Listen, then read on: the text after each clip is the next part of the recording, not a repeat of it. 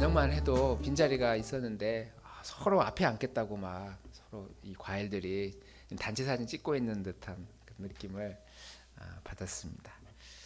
매월 11월 첫째 주는 저희 교회는 추수감사절 예배로 드리려고 이렇게 마음을 정하고 지내오고 있습니다. 원래 공식적으로는 11월 셋째 주가 추수감사절입니다. 미국도 그렇고 우리나라도 우리 교단도 전통적으로 11월 셋째 주를 보냈는데 아시겠지만 11월 셋째 주가 되면은 엄청 추워지거든요. 그러면은 이제 추수할 것도 별로 없어지고 이 겨울을 준비하는 마음이 있어서 원래 추수의 감사가 이제 미국 계절에 맞추다 보니까 우리나라는 좀 아쉬움이 있어요. 원래는 추석 같은 날 우리나라 전통 추수감사절 딱 정하면 좋은데 우리는 그렇게는 못해서 조금 당겨서 저희는 11월 셋째 주가 아니라 첫째 주에 추수감사절을 보냅니다. 감사해야 되는 이 추수감사절인데 사실 너무 슬픈 일들이 우리에게 있는 감사절입니다. 그래서 다른 교회들은 뭐 감사절 행사도 많이 축소한다고 하고 크리스마스 트리 전등도 하지 않겠다는 이야기도 여기저기 들려옵니다. 저희도 뭘 해야 되나 안 해야 되나 고민하다가 소심하게 앞에 이제 추수감사절 글씨를 붙였는데 흑백으로 붙였습니다. 원래 칼라로 이렇게 크게 하려다가 안 보이시죠? 네, 잉크 없어서 그런 게 아니라 흑백으로 해서 좀 뭔가 우리도 그 마음을 이렇게 모으고 싶다 그런 마음을 담아서 글씨를 붙여봤습니다. 보통 추수감사절 하면은 1년 동안 시간을 돌아보면서 감사할 거리를 막 찾잖아요. 막 없는 감사도 막 끌어내가지고 그래도 주님 이거 감사합니다 하면서 어떻게든 감사의 제목들을 막 찾고 그걸 나누고 감사 카드도 쓰고 그랬는데 어쨌든 올해는 정말 슬픈 감사절을 우리가 맞이하고 있습니다. 그래서 오늘 말씀의 제목도 슬픈 감사 이렇게 붙여봤습니다. 슬픈 감사. 우리 교회 공동체에게는 직접적인 영향은 없을지라도 만약 단 한 사람이라도 가족 중에 아니면 먼 친척 중에 그런 참사에 휩쓸린 가족들이 있다면 우리가 정상적인 예배는 드릴 수 없을 것 같아요. 남 이야기가 아니니까. 근데 우리가 그런 심정으로 오늘 이 자리 이 슬픈 감사의 예배를 드렸으면 좋겠고 성경에서 가장 슬픈데도 감사하다고 고백하는 사람이 몇몇 있거든요. 근데 그 중에 뭐 요셉도 있고 다윗도 있고 인생이 망한 것 같은데 그래도 좋다고 하는 그런 분들이 몇몇 있는데 저는 그 중에 1인자가 이 구약의 욥이라고 할 수 있다고 말할 수 있습니다.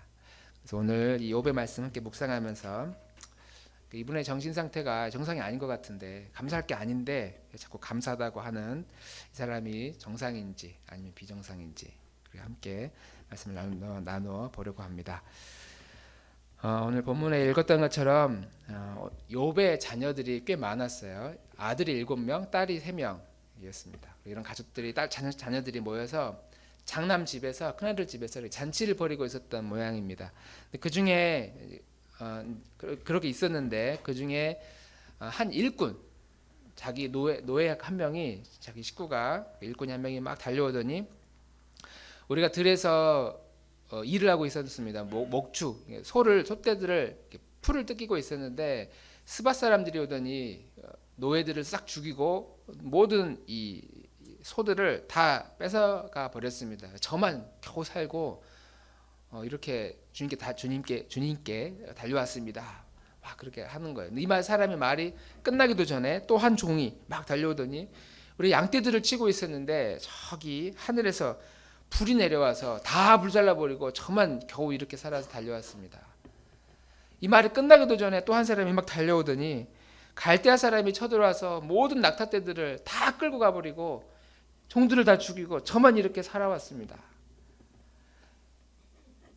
이 말이 끝나기도 전에 또 누가 막 달려오는 겁니다. 아마 이 사람 말을 듣기도 전에 심장마비로 죽었을 것 같아요. 저 같으면. 이건 뭐 숨 쉴 틈도 없이 계속 사건이 터지고 있는 거잖아요. 이번엔 진짜 큰일입니다. 주인님 장남집에서 자녀들이 다 모여서 잔치를 벌이고 있었는데 갑자기 큰 폭풍이 불어가지고 집이 무너졌는데 그 집에 깔려서 모든 자녀들이 다 몰살을 당했습니다. 저만 겨우 이렇게 살아서 살아남아서 이렇게 주인께 달려왔습니다. 4번 연달아서 지금 연타를 당한 겁니다. 근데 이제 여기서 끝이 아니라 여기 2장을 보면은 아직도 멀었어요.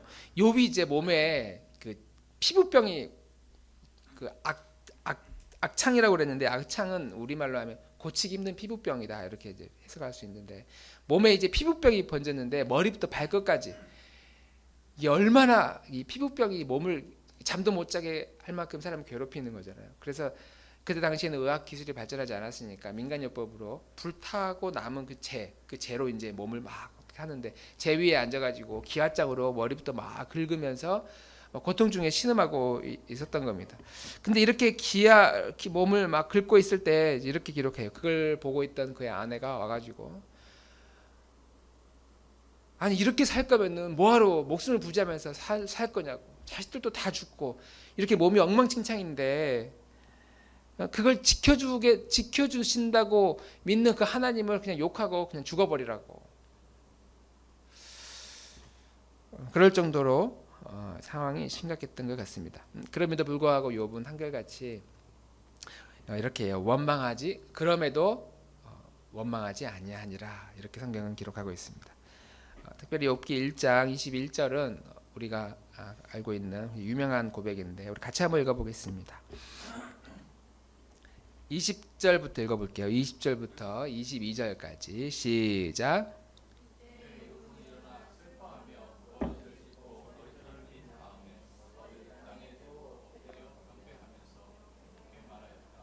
모태에서 빈손으로 태어났으니 죽을 때에도 빈손으로 돌아갈 것입니다. 주신 분도 주님이시요 가져가신 분도 주님이시니 주님의 이름을 찬양할 뿐입니다. 이렇게 욥은 모든 어려움을 당하고서 죄를 짓지 않았으며 어리석게도 하나님을 원망하지 않았다. 아멘. 믿음이 좀 있는 사람이라면, 그리고 신앙생활을 좀 한 사람이라면 이런 성경 구절을 많이 들어봤을 것이고, 누군가 그렇게 어려움을 당하고 있을 때, 혹은 내가 어려움을 당하고 있을 때 이 말씀을 기억합니다. 그래, 맞아, 하나님이 다 주셨고 가져가셔도 다 하나님의 것이니까 내가 이렇게 불평하면 안 돼. 이런 생각들을 우리는 할 거라고 생각합니다. 그런데 우리가 성경을 읽을 때 이렇게 성경에 나와 있는 텍스트, 문자 그대로 이 성경의 가르침들을 받아들일 내용도 있지만, 반대로 왜 이런 말씀을 했을까, 이 질문을 던져야 이 성경의 의미를 알게 되는 그런 구절들이 있어요.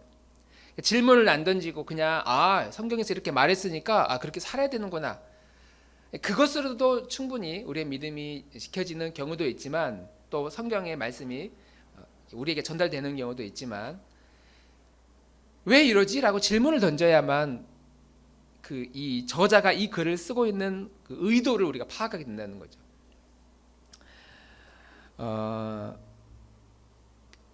왜 욥이 이런 말을 했을까? 빈손으로 원래 왔으니까 빈손으로 원래 가는 거다. 하나님이 주셨으니까 하나님이 다 가져가셔도 저는 불평할 수가 없다. 그러니 우리도 이런 믿음을 가져야 된다.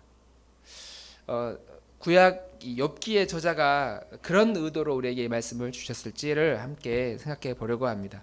욥이 드린 이 고백, 내가 태어날 때부터 빈손으로 왔으니까 죽을 때도 빈손으로 갈 겁니다. 주신 이도 여호와시요 가져가신 이도 여호와시니 그저 주님을 찬양할 뿐입니다. 이런 고백이 일단 쉬운 고백은 아니죠. 우리에게 이런 일이 닥쳤을 때 이런 고백을 할 수 있다. 엄청난 믿음의 사람입니다. 그러니까 그런 걸 보면 욥은 진짜 믿음이 있는 사람이라고 우리는 상상할 수 있어요. 그러니까 이런 상황에서 한두 명, 가족 중에 한 명이 죽은 것도 아니고 자녀가 다 몰살을 당하고 재산이 싹 무너져 버리고 몸도 이제 죽을 병에 걸려서 내일 모레 하고 있는 상황에서, 주신 이도 하나님이시지, 가져가신 이도 하나님이셔, 불평하면 안 되지, 주님 뜻대로 될 줄 믿습니다.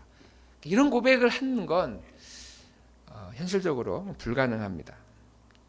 우리 같으면 우리 가족 중에 아주 가까운 아니면 우리 자녀 중에 이태원에 갔다가 이런 참사를 당한 사람이 한 명만 있어도 저 같으면 설교를 못했을 것 같아요. 예배를 못 드렸을 것 같고, 아마 여러분도 주일날 이렇게 교회를 못 나왔을 것 같아요. 지난 주일날 아침에 그런 참사 소식을 전하고 일주일 동안 사는 게 아니었을 것이고, 주일날에 대해서 교회를 가긴 가야 되겠는데 도저히 발걸음은 떨어지지 않았을 거라고 생각됩니다. 저 같으면은 전사님 저희 한 달 동안 설교 못 할 것 같아요. 그렇게 안 하고 어디론가 막 도망치지 않았을까. 저는 이 욥이 한 이 고백이 의심하고 싶지는 않은데 이게 진짜 욥의 본심일까? 진심 어린 욥의 말일까? 이렇게 질문을 던져봤을 때 진심이 아닐 것이다에 저는 100원 걸고 싶어요. 저 죄송한데 위에 히터 좀 앞에 좀 꺼주시면 좋겠습니다. 앞에는 좀 꺼주셔도 될 것 같아요. 욥의 본심이 아닐 거라는 거에 100원 너무 적나요? 1000원 걸고 싶어요. 1000원.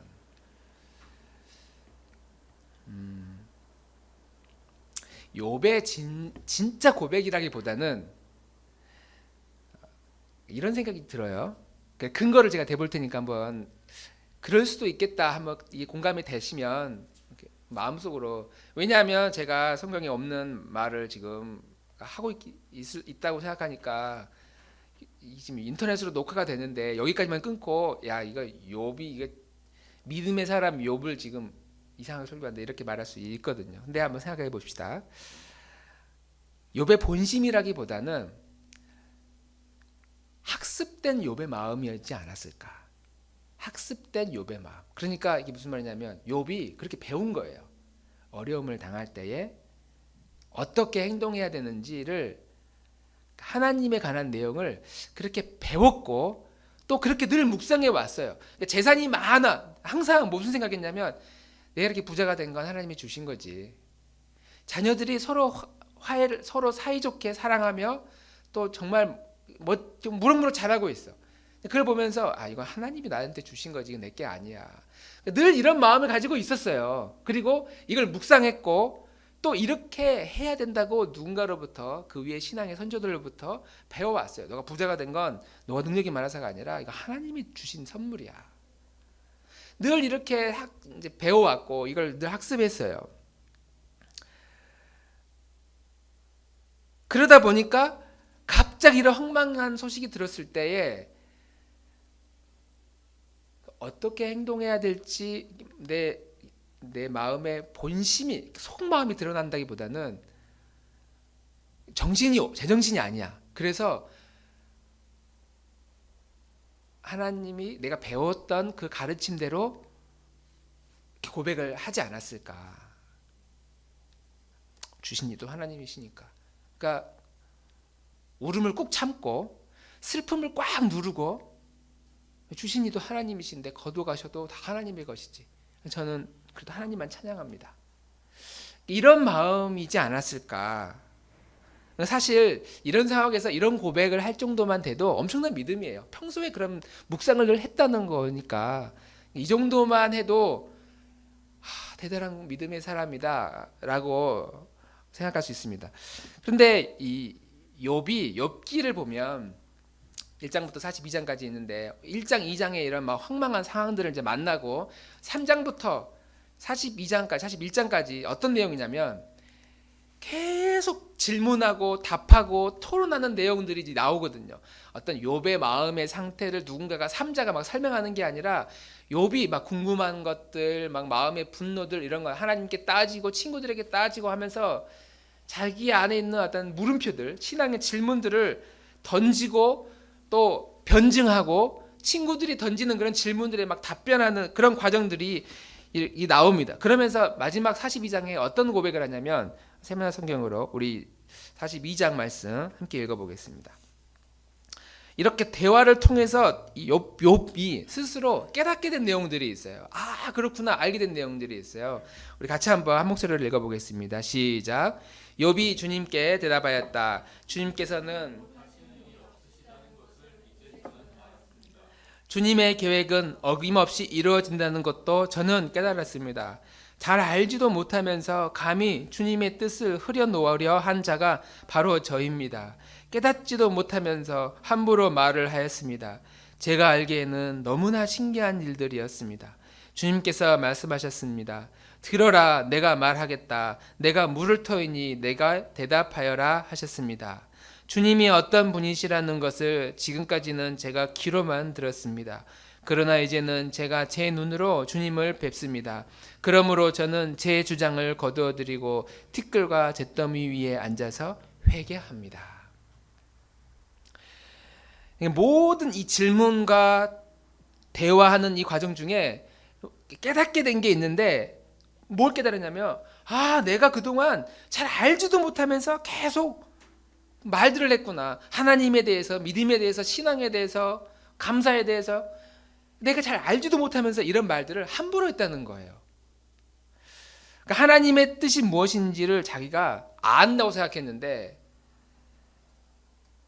끊임없이 변증하고 질문하고 묻고 따지는 이 과정 중에서 깨닫게 된 게, 아, 내가 알고 있는 게 아는 게 아니었구나.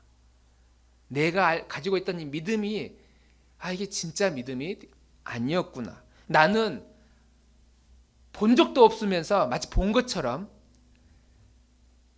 그냥 여기저기서 들은 것만 가지고 내 믿음의 선배가, 신앙이, 믿음의 선조가 했던 그런 말들을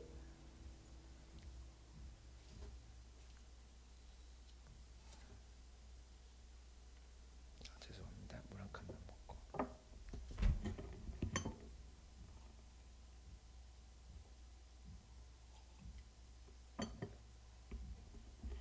네.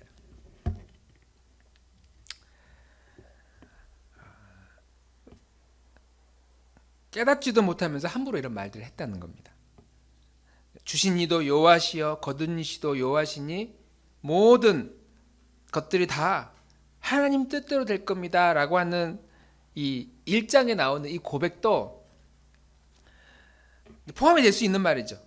이 말이 욥의 믿기는 믿었는데 진짜 욥이 가지고 있었던 어떤 믿음, 그리고 깊은 묵상, 그리고 내 마음에서 우러나오는 그런 신앙의 고백이었다기보다는 계속 그렇게 배워왔고 듣다 보니까 어떤 상황이 딱 만났을 때 그걸 막 그렇게 사용한 거예요. 그게 자기의 깊은 본심도 아니면서도 그렇게 배워왔고 그렇게 해야 된다고 생각을 했으니까.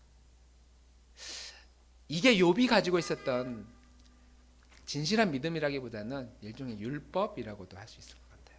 복음이 아니라 율법. 이렇게 해야 된다. 이렇게 살아야지. 당연히 추수감사절이니까 감사해야지. 찾아보면 우리 주변에 감사할 게 얼마나 많아. 슬픔조차도 감사해야지. 없는 것도 감사해야지. 이런 것들도 정말 감사해서라기보다는 내가 믿는 사람인데 그렇게 해야지. 어떤 의무에 사로잡힌 그런 고백이 오늘 이 욥이 가지고 있었던 감사. 믿음의 사람이 되라고 하니까, 순종해야 된다고 하니까, 감사하면서 살아야 된다고 성경에 말하고 있으니까 감사해야지. 우리는 이런 가르침에 문자 그대로를 받아가지고 있다가 그런 고백을 하고 있는 것은 아닌가. 그런 점에서 오늘 욥이 당하고 있는 이런 고백은 사실 이런 고백을 할 상황이 아니거든요. 슬퍼해야죠. 자기 자식들이 다 죽었는데 그날 밤은 통곡하면서 하나님께 따지면서 괴로워하면서 울부짖어야죠. 모든 모아놓은 재산들이 싹 한순간에 불살라 버렸고 사업이 망했고 부도가 났는데 이 상황에서도 주님의 뜻을 찾고 하나님의 계획을 찾고, 그게 아니라 밤새도록 회사 문고리 붙잡고 하나님께, 교회 문고리 붙잡고 하나님께 울부짖으면서 따지면서 왜 나에게 이런 일들이 일어나야 됩니까? 부르짖어야 되는 상황이라는 거죠. 여기에 하나님의 뜻이 어쩌고 저쩌고 하는 말을 우리는 하면 안 된다. 그래서 우리 이웃 가까운 곳에 어떤 큰 어려움 당한 사람들을 보면서 함부로 하나님의 뜻에 대해서 하나님의 계획 가운데 이런 말들을 해서는 안 되는 이유가 바로 그 이유라는 것이죠. 그래도 교회가 성숙해서 이번에 어려운 사태를 만나면서 함부로 이런 일들을 안 하려고 애쓰는 것 같습니다. 예전에 세월호 사태만 있을 때만 해도 교회 목회자들이 엄청 안 좋은 이야기들을 막 많이 하고 강단에서 막 그랬습니다. 지금도 어떤 꽉 막힌 분들은 SNS에 그런 이야기들을 해요. 놀러 가고 그런 뭐 귀신의 문화가 어쩌고 하면서 그렇게 겪은 죽음에 대해서 마치 소돔과 고모라 이야기를 꺼내면서 그런 상황들을 이야기하는 것 자체가 좀 잘못된 그런 표현들이거든요. 이게 남 이야기일 때도 그렇게 말하면 안 되는데 욥이 자기 가족들에게 일어난 일임에도 불구하고 이렇게 고백하면은 안 되지 않나? 슬퍼해야 되지 않나? 우리는 그렇게 생각할 수 있다고 하는 겁니다. 왜냐하면 그렇게 하지 않으면 사람이 병들잖아요. 우리는 이게 병이 든다는 걸 알아요. 과거에는 그렇게 시름시름 앓다가 죽었다 이렇게 끝냈지만 지금은 그게 병인데 계속 마음에 트라우마로 남는데 그거를 고치면 또 고치려고 애쓰면 그런 고통 가운데서 어느 정도 벗어나서 자유로운 삶 혹은 믿음 중에도 자유롭고 풍성한 삶을 살아갈 수가 있는데 우리는 그것을 억눌리는 것 그것이 믿음이고 신앙이다 이렇게 교회는 가르쳐 왔다라고 생각하는 것이죠. 그래서 우리는 성경을 읽으면서 성경의 어떤 부분들은 액면 그대로 있는 그대로 받아들여야 할 내용들이 있지만 어떤 부분은 질문을 던져야만 알게 되는 본문들이 있습니다. 왜 이런 일들이 일어났지? 이런 상황에 우리는 어떻게 반응해야 되지? 성경에 여러분 믿음으로 살아야 됩니다. 순종해야 됩니다. 추수감사절이니까 여러분 감사해야 됩니다. 찾아보십시오. 얼마나 감사한 게 많이 있습니까? 이런 가르침들은 귀한 가르침이기도 하고 또 이렇게 살아가는 것은 어려운 일이기도 하지만 우리는 이런 말을 들을 때 질문을 던져야 돼요. 믿음으로 산다는 게 도대체 뭐냐? 왜 믿음이 필요하느냐? 순종하라고? 왜 순종해야 되는지 또 순종할 수 없는데 왜 자꾸 순종하라고 하는지 그러니까 이런 것들을 질문하지 않고 받아들이기만 하면 액면 그대로 받아들이기만 하면 이 말씀은 실제로 이게 나의 말씀이 나의 믿음이 아니라 효력이 사라진 욥과 같이 이런 고난 큰 고난을 딱 만났을 때 다 무너져 버릴 없어져 버릴 그런 믿음이고 순종이고 감사다라고 하는 것이죠. 우리 이렇게 할 수 있어요. 교회에서 믿음 이야기를 할 때에 혹은 기독교 방송이나 극동 방송 보면은 목사님들이 설교하거든요. 그 중에는 정말 합리적으로 또 은혜롭게 마음을 공감해서 설득하는 그런 설교들도 있지만 어떤 설교들을 보면은 그래서 우리는 믿음이 필요합니다. 믿음으로 살아야 됩니다. 더 감사해야 됩니다. 순종해야 됩니다. 이런 말들을 보면 우리도 그렇게 생각을 해요. 맞아. 내가 믿음으로 살기 위해서 하루에 성경 5장씩 꼬박꼬박 읽어요. 주일날 빠지면 안 되지. 당연히 주일 성수 해야 돼. 순종해야 돼. 성경은 순종하는 게 제사보다 낫다고 그랬으니까 목사님 말씀에 순종하고 전도사님 말씀에 순종하고 또 누가 하나님이 나에게 뭔가 깨닫게 하시면 어떻게든 그걸 지키려고 순종해야 돼. 감사 노트 막 쓰고 막 없는 감사 그날 막 찾아내가지고 몸이 아팠는데 그래 몸이 아파도 감사해야지. 안 좋은 일인데도 막 찾아내가지고 감사 하루에 5가지씩 써야지. 감사를 하다 보면 막 기적이 일어나.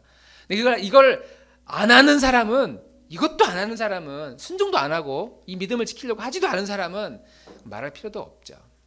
이걸 어떻게든 해보려고 하는 사람은 하나님이 그런 영혼들을 그래도 긍휼히 여겨주실 것이라고 저는 믿습니다. 그러나 우리가 이런 문자 그대로 실천하라고 하는 삶은 그 자체로는 아름답고 귀하지만 하나님이 우리에게 요구하시는 그런 반응은 아니었다는 것이죠. 고난을 줬어요. 고난 가운데 막 이기려고 하는 거 주님이 그걸 기뻐하기도 하셨지만 고난 가운데서 막 괴로워하면서 신음하면서 분노하면서 왜 나에게 이런 일들이 일어나느냐, 왜 우리나라에 이런 끔찍한 사태들이 일어나느냐 하나님께 묻고 하나님께 질문하고 우리 가운데 이런 문제들을 가지고 서로 씨름하면서 우리 마음 안에 어떤 마음의 변화들, 신경의 변화들을 하나님께 진실한 마음으로 토로하는 것, 하나님이 그걸 원하시고 계시지는 않은가, 우리 생각해 볼 필요가 있다는 것이죠. 그런 점에서 욥은 고난을 만났을 때에 너무나 당연스럽게 이런 고난을 받아들였어요. 만약에 이런 반응을 하나님이 원하셨다면 막 그 자리에서 막 불평하고 반응하지도 않고 아멘, 주님의 뜻대로 이루어질 것입니다, 하나님 만약 그것을 기대하고 이런 고난을 허락하셨다면, 사단이 고난을 줬고 하나님이 허락하시는 고난이잖아요. 허락하셨다면 하나님이 그걸 딱 보자마자 사탄에게 바로 불러가지고, 야 사탄, 봤냐 내 아들 욥을 봤냐, 너가 그렇게 공격해도 꿈쩍도 하지 않는다, 당장 원위치 시켜라, 아픈 몸 낫게 하고 재산 다 돌려주고 자식들 태어나게 해라. 그러지 않았을까요? 그게 하나님이 원하신 뜻이었다면, 하나님의 계획이었다면. 그런데 그렇게 허락하지 않아요. 1장, 2장, 3장, 5장, 20장, 30장, 40장이 넘어가도록 하나님이 계속 지켜봐요. 그리고 나중에는 오히려 욥을 혼내기까지 합니다. 욥이 뭔가 믿음으로 살겠다고 막 바둥바둥 씨름하고 있는데 분노하고 따지지 않는 그 욥을 향해서 하나님이 나중에는 찾아가서 책망하시고, 너가 나에 대해서 얼마나 아느냐, 마치 욥은 하나님을 다 아는 것처럼 그렇게 말을 했는데 하나님은 넌 나를 너무 모른다라는 마음으로 이 욥기를 기록하고 있는 것이죠. 그리고 하나님이 중간에 욥에게 계속 이제 말씀하시면서 욥은 막 질문하고 토론하는 가운데에 이 욥이 어떤 결론을 내리느냐, 오늘 이 욥기 42장에서 우리가 함께 읽었던 것처럼 이런 고백을 하는 거예요. 하나님, 제가 하나님께 기도했는데 잘 알지도 못하면서 하나님께 기도했습니다. 내가 늘 감사하다고 고백을 하면서 살았는데 나는 감사가 무엇인지도 모르면서 감사를 했습니다. 내가 순종하겠다고, 끝까지 믿음 지키면서 순종하겠다고 말했는데 나는 전혀 순종의 사람이 아니었습니다. 욥이 이걸 고백하고 있는 거예요. 내가 다 안다고 생각했는데 내가 주님의 말씀을 듣고 보니까 내가 알고 있는 것은 아는 게 아니었고, 내가 지키고 있던 믿음은 믿음이 아니었고, 나는 깨달은 것도 없으면서 함부로 믿음이 어쩌고 신앙이 어쩌고 하는 이야기들을 함부로 이야기했습니다. 나는 내가 들은 말이 이게 전부라고 생각했는데 이 긴 고난의 시간, 슬픔의 시간을 지내오면서 이 슬픔과 고난의 이 시간, 질문하고 토론하는 이런 과정이 기도잖아요. 기도는 우리의 마음을 하나님께 그냥 아래 있는 게 아니라 내 마음을 하나님께 토로하는 것이고, 또 그 와중에 주님이 하시는 말씀을 듣는 시간이고, 그러니까 이렇게 긴 기도의 시간, 하나님의 말씀에 씨름하는 시간, 묻고 대화하고 묵상하는 이 과정을 통해서 내가 들은 게 전부라고 생각했는데 내가 들은 게 다가 아니구나, 내가 이제서야 하나님을 보게 되었다, 이렇게 고백하죠. 하나님을 보게 되었습니다. 저는 이러한 고백이 욥이 깨달은 복음이라고 생각합니다.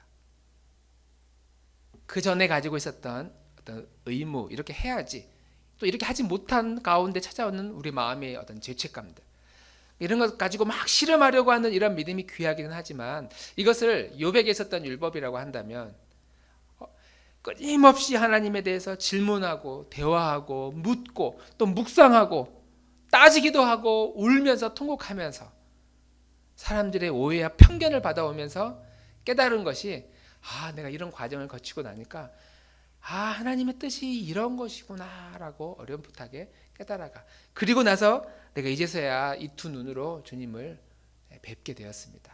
이제서야 알 것 같습니다. 그것이 욥이 깨달은 복음이다 라고 말할 수 있는 것이죠. 우리의 관심은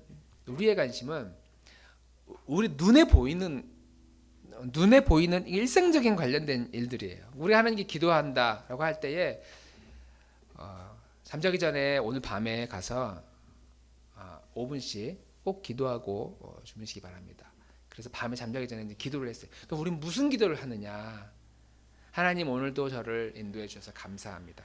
지켜주시니 감사합니다. 앞에 밥을 주셔서 감사합니다. 집을 주시고 여러 가지 좋은 환경들을 허락해 주시고 올해에 우리 가정에 저에게 이런 기쁨 소식들을 주셨니 감사합니다. 그러니까 눈에 보이는 것들, 손에 잡히는 것들, 우리의 일상적인 삶에 대해서 주로 감사를 해요. 그러니까 욥이 하나님과 막 논쟁하고 나서 깨달은 게 뭐냐면 이런 일상적인 감사에 대한 깨달음이 아니라 하나님이 어떤 분이신가에 대한 고백을 하게 되는 거거든요. 그 전에는 주신 이도 하나님이시니까 가져가신 이도 하나님이십니다. 우리보다는 한 걸음 나아간 내 삶에서 일어나는 일들에 대한 고백을 했는데 이렇게 씨름하고 논쟁하는 과정 가운데 무엇을 깨닫게 되냐면 하나님에 대해서 깨달은 거예요. 하나님이 못하는 일이 없는 분이시라는 사실을 더 마음 깊게 깨달아요. 하나님의 계획은 반드시 이루어진다는 사실을 이 욥이 깨달아요. 이 세상을 창조할 때부터 하나님은 나를 염두하고 창조했다는 걸 깨달아요. 그리고 지금도 하나님의 마음 한 구석에 내가 있다는 사실을 그걸 깨달은 겁니다.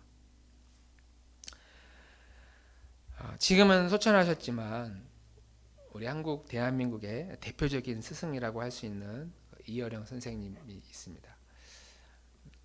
우리 다들 그분의 글이나 여러 가지 기사들에 대해서 한 번쯤 들어봤을 거고 읽어봤을 거라고 생각합니다. 못 들어봤다면 당장 가셔서 이어령이 누구야? 찾아봐서 한번 읽어보면 좋겠습니다.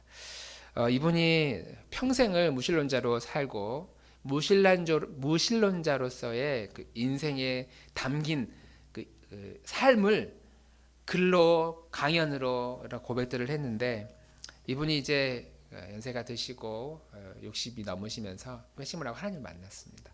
그리고 신앙에 대한 여러 좋은 글들을 참 많이 남기셨어요. 그분이 썼던 글 중에 욥의 노래라고 하는 시를 썼습니다. 아마 본인의 인생에 비추어서 이 욥에 비추어서 이런 글을 쓰신 것 같습니다.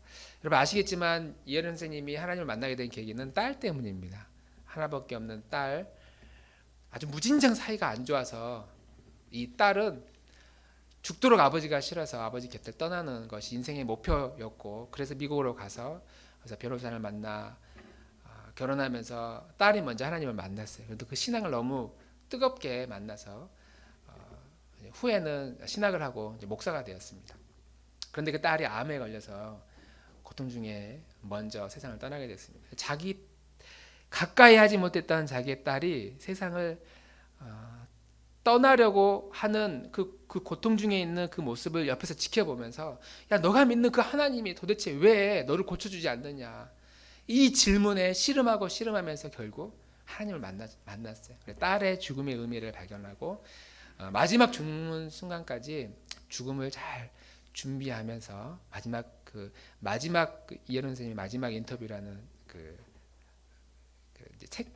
책도 있는데 그렇게 이제 세상을 해서 얼마 전에 세상을 떠나셨습니다. 그분이 자신의 경험을 담아 쓰신 이 욥의 노래를 함께 나누고 싶습니다. 저 대신 우리 김미연 집사님께서 아름다운 목소리로 낭송을 해주도록 하겠습니다. 우리 같이 한번 이 시 묵상하면서 들어보도록 하시죠. 욥의 노래 이어령. 당신께서 하늘과 땅을 만드실 때 나는 보지 못했습니다. 당신께서 꽃과 나무의 생명으로 땅을 덮고 고깃대와 해초들이 헤엄치는 바다를 생명의 바다로 움직이게 하실 때 나는 그때 없었습니다. 악어를 만드실 때 나는 그 자리에 보지 못해 알지 못합니다. 무슨 마음으로 무슨 잣대로 흉하거나 곱거나 그것들을 만드셨는지 나는 모릅니다. 내가 아는 것은 내가 흘리는 눈물, 내가 외치는 아픈 기억들입니다. 그러다 당신 곁을 떠날 뻔했습니다. 당신이 없는 어느 응달에서 영원히 묻혀있을 뻔했습니다. 한 발짝만 더 나가면 햇볕이 있는데 굴속 은달에서 슬픈 날을 보냈습니다. 이제 다시 햇볕 아래로 나가 내 마음만큼 열린 하늘을 더 넓게 보고 내 생각만큼 깊은 바다를 더 깊이 느끼는 아침을 맞이하겠습니다. 이제 압니다. 당신께서 처음 하늘과 땅을 만드시던 마음 한구석에 내가 있었음을 이제야 눈물 끝자리에서 알았습니다.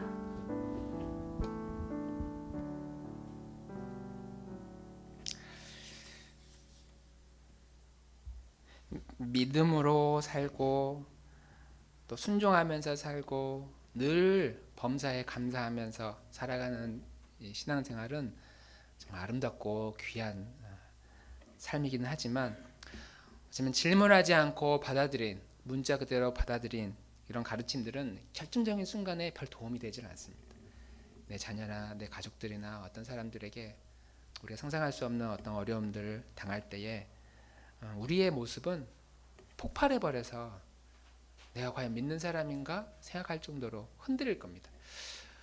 기독교의 역사를 두 개로 나누라고 하면 여러 기준들이 있겠지만 저는 최근에 코로나 이전과 이후의 시간으로 나누어지게 될 것이라고 생각이 들었습니다. 상당수 그리스도인들이 공동체를 떠났습니다. 믿는다고 생각했고 열심히 교회 생활을 했다고 생각했는데 2년의 긴 공백이 생기고 나니까 그리고 그 기간 동안 나에게 별 일이 일어나지 않는다는 것을 경험하고 나니까 늘 믿어야 된다, 순종해야 된다, 감사해야 된다 그런 가르침들대로 안 살았는데도 별일 없는 걸 보고 많은 사람들이 교회를, 공동체를 떠났습니다.